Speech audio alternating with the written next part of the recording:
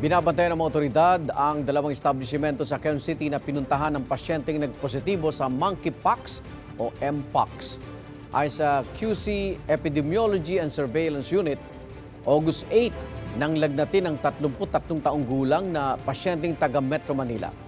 August 11 nang pumunta siya sa isang spa sa E. Rodriguez Avenue. August 15 nang nagpunta naman siya sa dermatology clinic. Ay kay Quezon City Mayor Joy Belmonte, nakita ng doktor doon ang skin lesion sa iba't ibang bahagi ng kanyang katawan. Ditong linggo, lumabas na positibo siya sa Mpox. 41 ang close contact, 10 ang empleyado ng spa, 27 ang kliyente ng spa, at 4 na posibleng nakasalamuha rin ng pasyente.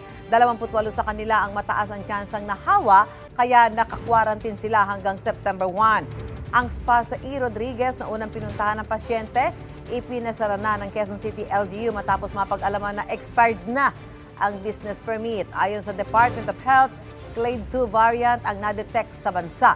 Hindi kasi delikado ng Clade 1B variant na kumakalat sa Africa.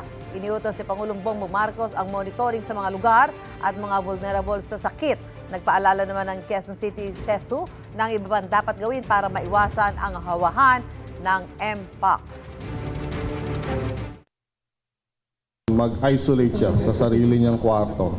Kailangan niyang hindi makisalamuha o gumamit ng mga dapat gamitin ng mga around the family kasi pwede itong matransmit yung kanyang mga linen, etc., yung mga towels. Based dun sa history ng pasyente ay